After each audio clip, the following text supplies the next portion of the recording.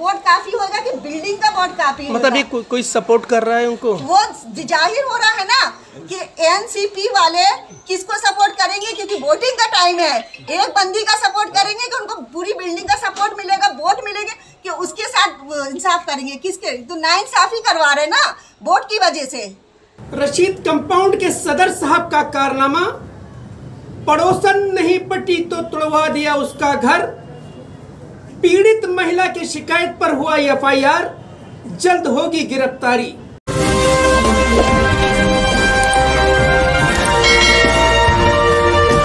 मैं सुल्तान रिजवी और आप देख रहे हैं डीटीएच टीवी न्यूज। दर्शकों की एक पीड़ित महिला है और उसके साथ इस तरीके से घिनौनी हरकत किया है एक बुजुर्ग ने कि आप हैरत करेंगे। ये घटना है रशीद कंपाउंड के।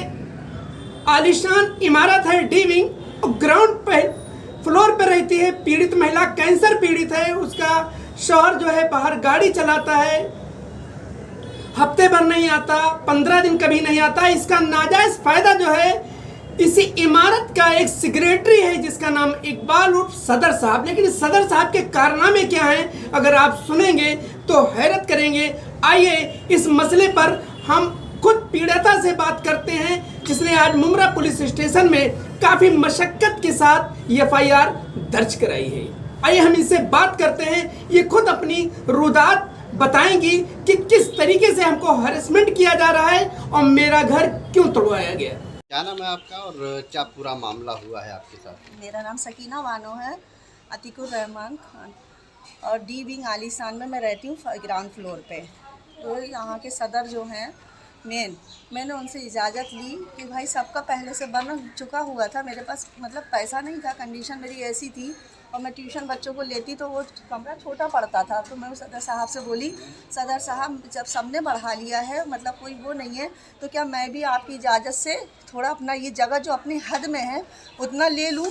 तो सदर साहब ने कहा अच्छा ठीक है, मैं तुमसे बात करता हूँ इस बारे में। बोली ठीक है, अच्छी बात है। मैं मेंटेनेंस के लिए ना मेंटेनेंस मैं ही संभालती हूँ, तो मैं उनके पास रजिस्टर लेकर पानी का मसला चल रहा था उसके लिए मैं उनके पास गई। तो उन्होंने क्या किए, डायरेक्ट मेरा हाथ पकड़े अंदर खींचे। बोले अरे परवीन आओ आओ। तो बोली सदर साहब भाभी नहीं है क्या? कोई नहीं है क्या? मुझे मालूम होता तो मैं नहीं आ। अरे आओ। खींच के और दीवान रखा था ना उधर पे ऐसे बोले बैठो बैठो, से धक्का कंधे पे हाथ रख के से कह रहे बैठो बैठो इधर पे। तो मैं बोली सदर साहब क्या बात है, बोलो ना, आप ऐसा क्यों बिहेव कर रहे होगे? तो बोलने लगे अरे देखो तुम्हारा मसला है ये बढ़ाने का, बस तुम मेरी एक बात मानो, मुझे कोई ऑब्जेक्शन नहीं होगा। मुझे क्या, मैं बिल्डिंग का एक बंदे को भी नहीं उतरने दूंगा, पूरी बिल्डिंग मेरे हाथ में है। तुम्हें मालूम है इस बिल्डिंग में एक औरत है जो मुझे मतलब मुझे खुश रखे, मैं उसको खुश रखी हूँ।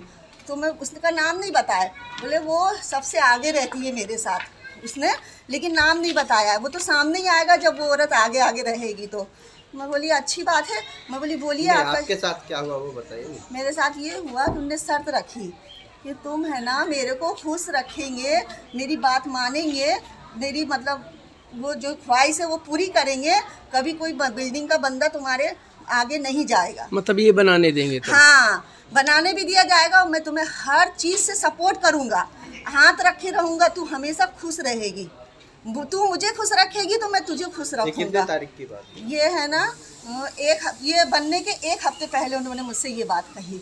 तो मैं बोली सदर ने, इकबाल खान ने 103 रूम नंबर। तो मैं बोली सर सदर साहब आपको शर्म नहीं आ रही? इतने बूढ़े हो गए, मैंने आपको कितना बाप जैसा, बाप से भी आप बढ़कर हैं।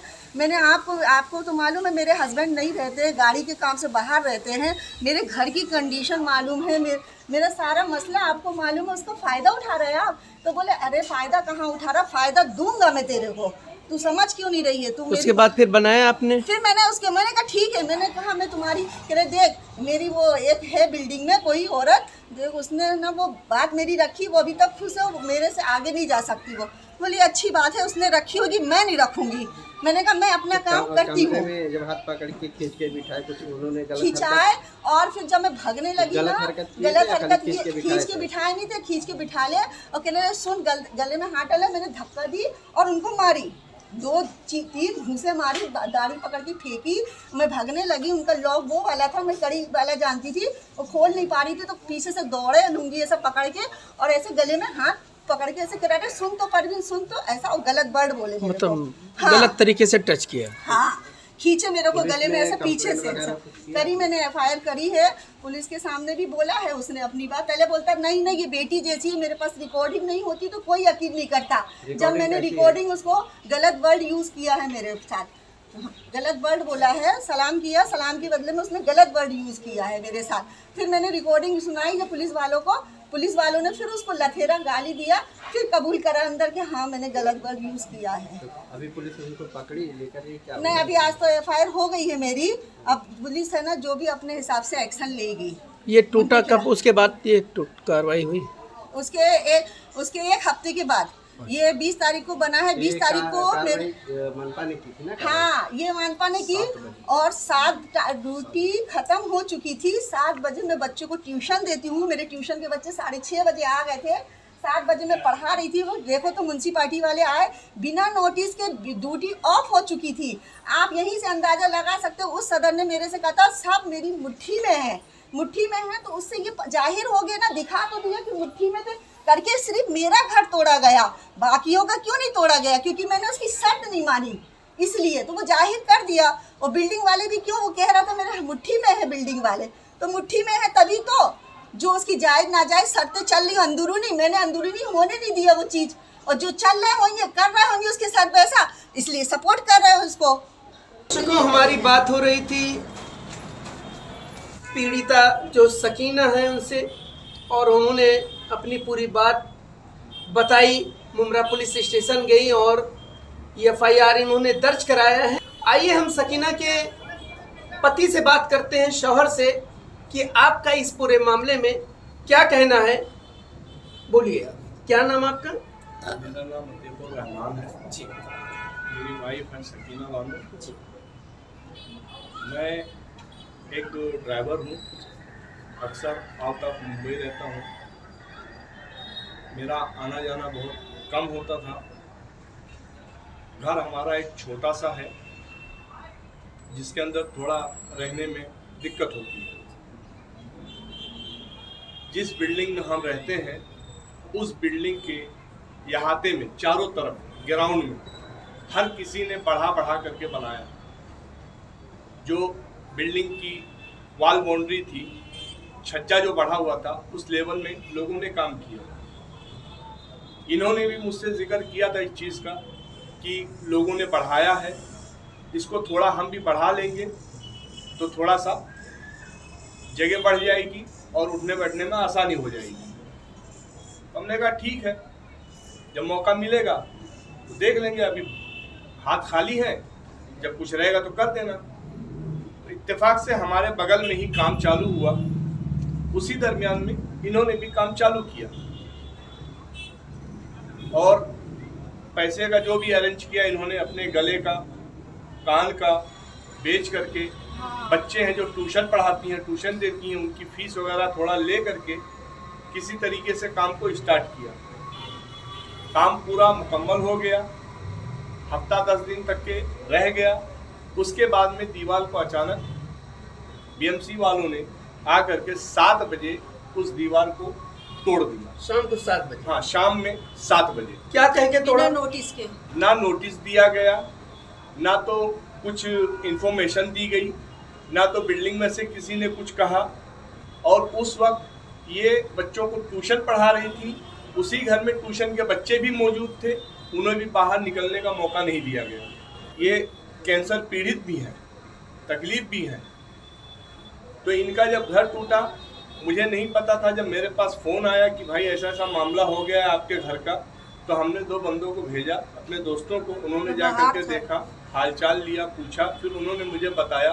2 दिन के बाद में फिर मैं जब घर पहुंचा तो सारी स्टोरी मुझे मालूम पड़ी कि इस घर को तोड़वाने में हमारे जो वहाँ पर गली में सबके चहेते इकबाल खान, रूम नंबर 103, आलीशान डी विंग, फर्स्ट फ्लोर 103, जो वहाँ पे सदर साहब उस बिल्डिंग के आजू बाजू वाले जो उन्हें एक बाप का दर्जा देते हैं, उनसे कोई भी मशवरा होता है लेते हैं, उस आदमी ने ऐसी हरकत की कि विश्वास नहीं होता था। अगर ये मुझसे कहती तो मैं उस चीज़ को मानता भी नहीं, लेकिन कुछ इनके पास रिकॉर्डिंग्स थी जो उसने बदतमीजी की। उस रिकॉर्डिंग के बिना पर मैं इन्हें लेकर के पुलिस स्टेशन आया। फिर उसने अपने मुंह से भी कबूला। पुलिस स्टेशन में आने के बाद में हमें दूसरे दिन बुलाया गया, उसे भी बुलाया गया, पूछा गया तो पहले तो उसने सिरे से इनकार कर दिया कि नहीं मेरी बेटी है और बेटी को मतलब इस तरीके से मैं कुछ कह सकता हूँ, कुछ बोल सकता हूँ। तो जब हमने उसको रिकॉर्डिंग सुनाई ऑफिसर के सामने, वहाँ पे लोगों के सामने जब सुनाई, तो ऑफिसर ने भी उनको गाली देना चालू किया कि मतलब ये तुम्हारी बेटी है और तुम इस बदतमीजी से बात कर रहे हो, इस तरीके से, इस अंदाज में। बहरहाल जो भी हम भागा दौड़ी अपनी तरफ से कर रहे हैं। तो एफआईआर दर्ज हो गया है? हाँ, एफआईआर हो चुकी। अभी अगला कदम आपका क्या रहेगा? अगला कदम हमारा यही है कि इंसाफ चाहिए, इंसाफ हमें मिलना चाहिए हमारे और पूरे हम रोड यही पे चाहते बैठे हैं हैं कि अगर हम गलत हैं तो हमारे बगल वाला भी गलत है, हमारे पीछे वाला भी गलत है, हमारे सामने वाला भी गलत है। साली हमारे वहां पे साथ आ करके देखा जाए, कोई भी आकर के देख सकता है कि बिल्डिंग की जो हद है उस हद में लोगों ने पहले बनाया, एतराज किसी को नहीं हुआ, पूरे बिल्डिंग में किसी को तकलीफ नहीं हुई। बाजू वालों ने बनाया, उनसे किसी को तकलीफ नहीं हुई, पीछे वाले ने बना लिया, उनको तकलीफ नहीं हुई। सिर्फ हम बनाए, हमारी वजह से सारे लोगों को तकलीफ हो गई। उसके अंदर कुछ राज था जो मेरी गैर मौजूदगी में उसने कुछ शर्त रखे थे, जो मेरी बीवी ने उस शर्त को मानने से इनकार कर दिया। उस बेस पे वहाँ के जो भी एरिया के हमारे रहनुमा लोग हैं उनसे मिल करके इस काम को अंजाम दिया गया।